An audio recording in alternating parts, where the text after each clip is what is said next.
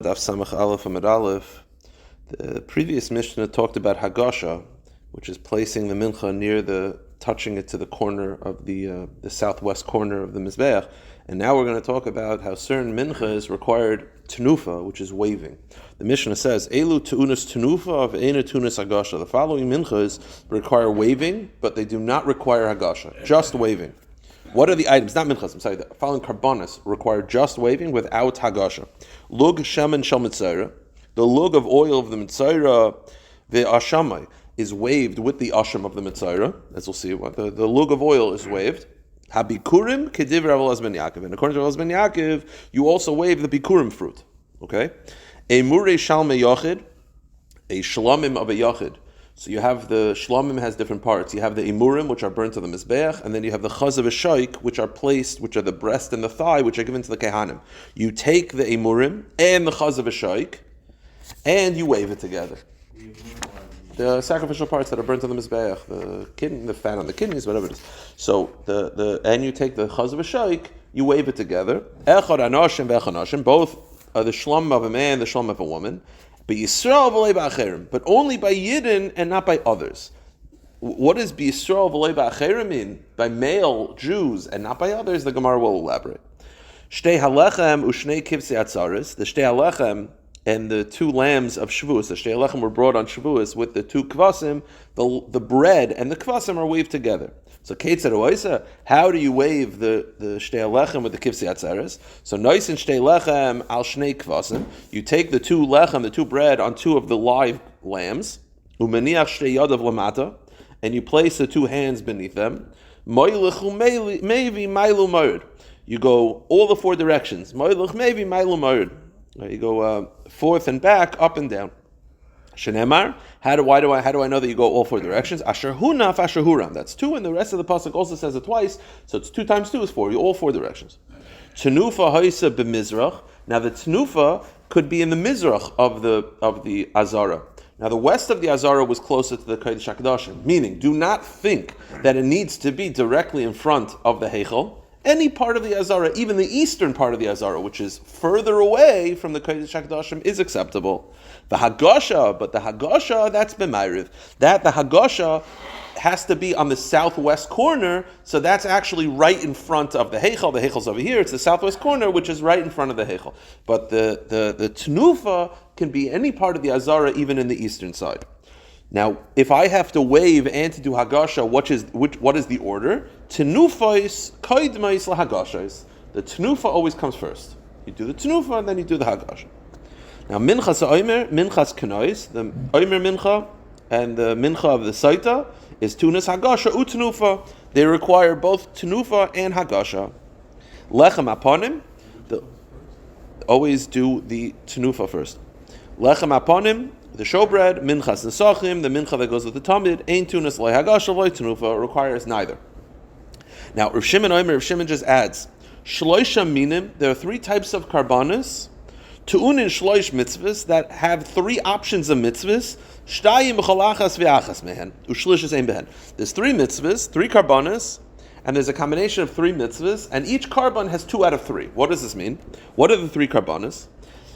Eluhein, zivchei shalmei yachid, the shlam of a yachid, zivchei shalmei tzibor, the shlam of a tzibor, which is brought on Shavuos, and asham mitzayra, and the asham mitzayra. Those are the 3 karbanos. Within those 3 karbanos, each karban has 2 out of 3 mitzvahs. What are the 3 mitzvahs? So the 3 mitzvahs is as follows. You have smicha, which is leaning on the animal. You have the tenufa when the animal's alive, and tenufa after the animal's shechted. Those are the 3. Each karban has 2 out of 3. What are the 2 out of 3? Let's go through the first one. Zivchei shalmei yachid, the shlam of the yachid, which 2 do they have? Tunin smicha, it has smicha. Utnufa shchutin, and it has waving, the second waving, after it's shechted, but it does not have waving when the animal's alive. That's the standard shlam. Now, so it's 2 out of 3. Zivchei shalmei tzibor, the shlam of the tzibor, that has tunin tnufa chaim v'shchutim. It has the 2 wavings, when it's alive and when it's dead, but ein b'hem smicha, but it doesn't have smicha. So that's 2 out of 3. And Asham Mitzayra, the Asham Mitzayra tones smicha tenufas chai. The Asham Mitzayra has tenufa, and it has smicha when the animal's alive, but it does not have smicha when the animal's shechted. So it's 2 out of 3. Okay.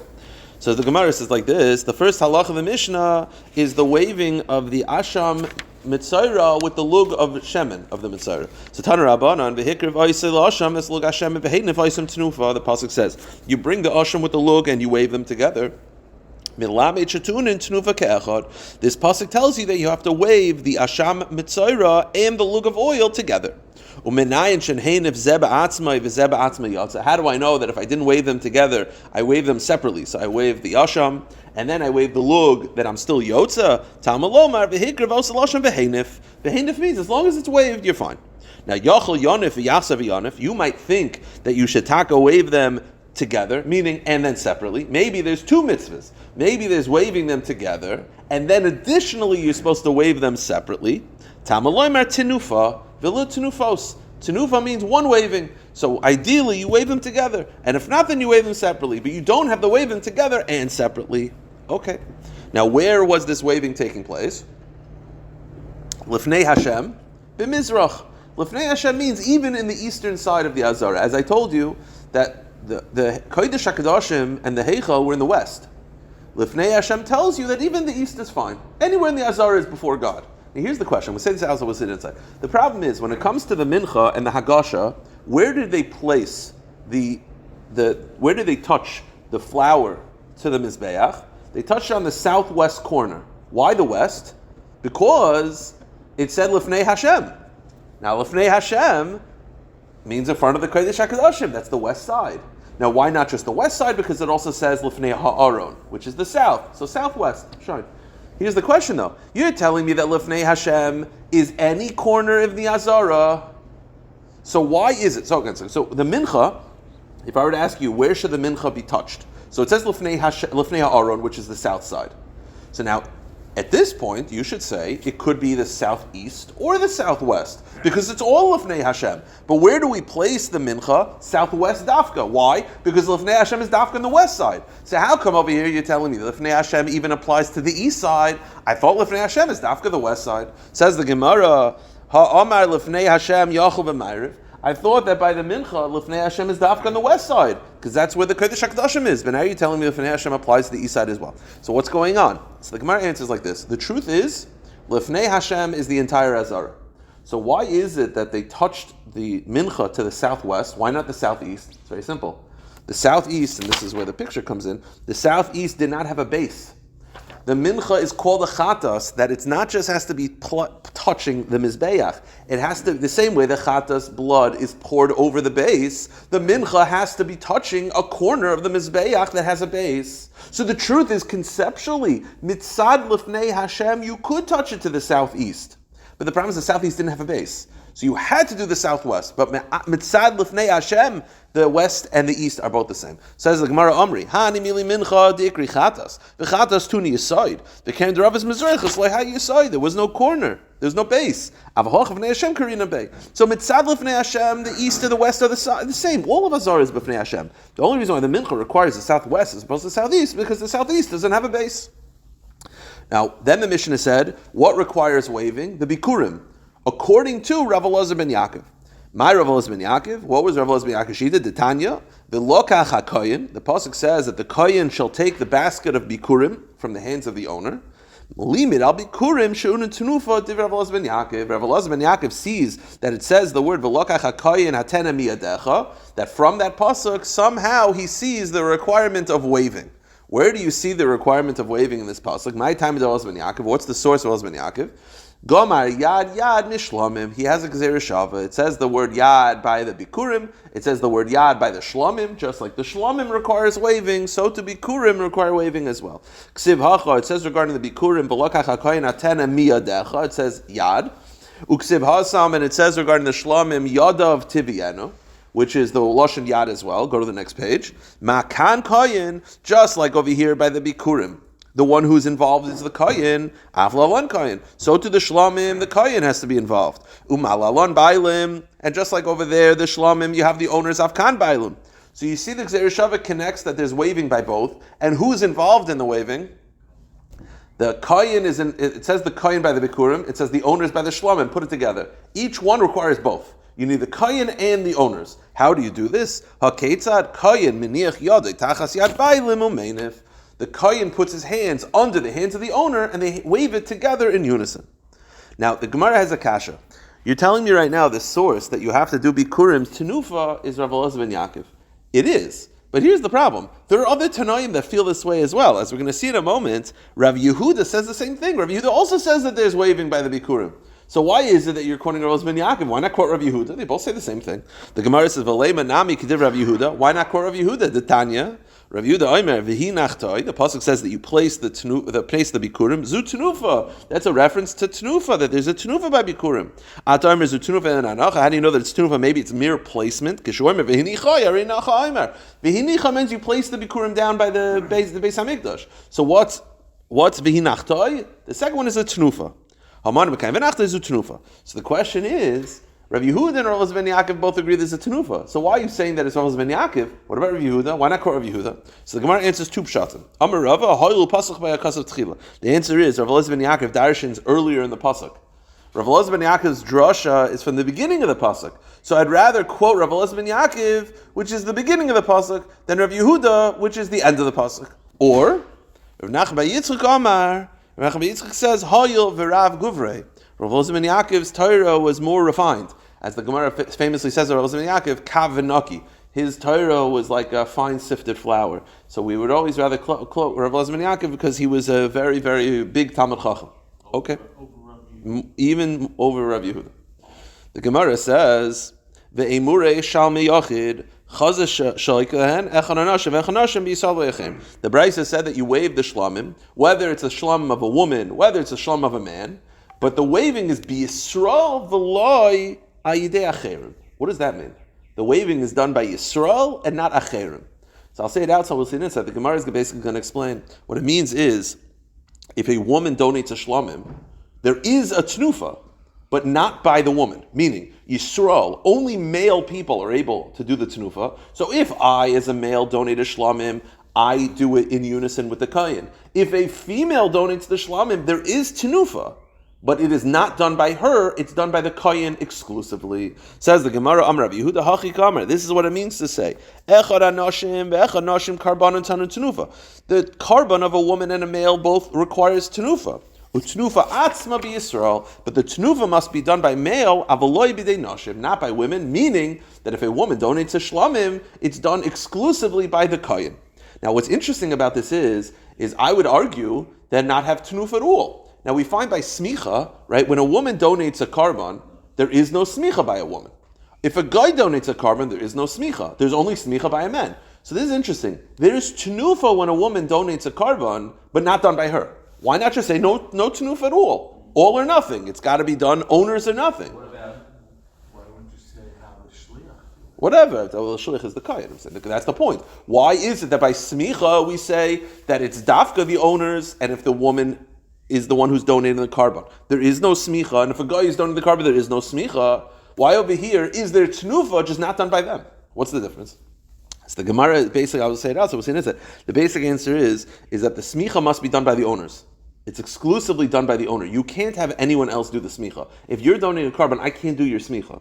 And therefore, in the case where a woman donates the karban or a guy donates the karban, there is no option for someone else to do it. But by tenufa, it's not done exclusively by the owners. It's always done by the kohen. So because it's done by people that are not the owners anyway, we're comfortable having the kehanim do it without the woman and without the guy. But by smicha, can't you have a woman, let's say she's not married, the father, or she's married? No. There's no smicha on the karban of a woman that is donated. So it says the Gemara, Tan Rabbanan, B'nei Yisrael menifin, Ve'enoi v'chav menifin, B'nei Yisrael menifin, Ve'enoi nashim menifais. Only male Jews can do it, and not women, and not goyim. Amar Rav Yehuda, Rav Yossi explains, Matzina shechalak hakasev, ben karban Yisrael, karban v'chav, and the karban nashim b'smicha. We find by smicha that there is no smicha when the karban belongs to a woman or belongs to a guy. So yachal nachlik b'tnufa. So why not do the same thing with tnufa? Say that there is no tufa at all. Not just that it's not done by the women or by the goyim. There is no tnufa. Why is it different? Mali chalak b'smicha, shasmicha bebailim. The difference is smicha must be done by the owners. So if the owner is a guy or the owner is a woman, there is no smicha at all. But the tenufa is always done by the kehanim. So it's already being done by non-owners. Once it's being done by non-owners, it's done by the kehanim, even without the participation of the women or the goyim. Im kein matam le bnei Yisrael manifim ve'gachav manifim bnei Yisrael manifim ve'anoshim manifos. Good. Tani idach, the Brisa similarly states, Bnei Yisrael, ein leil Bnei Yisrael, geirim va'avadim mishachram minayin. How do I know that a convert also does tenufa? Talmud lomer hamakriv. Converts can also do tenufa. They're still Jews. Maybe hamakriv is not to include converts. It's only saying that Kehanim does it exclusively. Yadav Tivienu is saying no, that we're referring to the owners, and if the owner is a convert, then he does tenufa. HaKetzad, and how is the tenufa done? Koyin meniach yadav tachas yedei habaylim umenif, that the koyin puts his hands under the hands of the owner, and they do tenufa together. Let's just get to the two dots. The Gemara says Ketzad oisa. So how did they practically do it? So let's say we're talking about the shlomim. So the shlomim had the emurim and the chazav v'shoik. Which one was on top and which was on the bottom? So I have my hands here.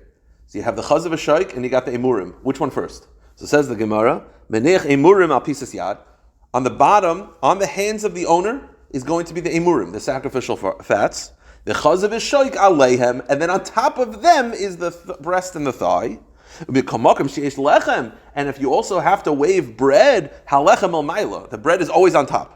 So whenever there's an animal and bread being waved, bread is always on top. Heicha, where do we find in the Torah that bread is on top? Amra Papa b'miluyim, by the inauguration karbanis, the halacha meshim Sinai, the bread was on top, so if the bread is always on top. But let's focus more on the emurim. You have the shlamim emurim and the chazav v'shoik. So the halacha is that the emurim are placed first, then on top of it is the chazav v'shoik.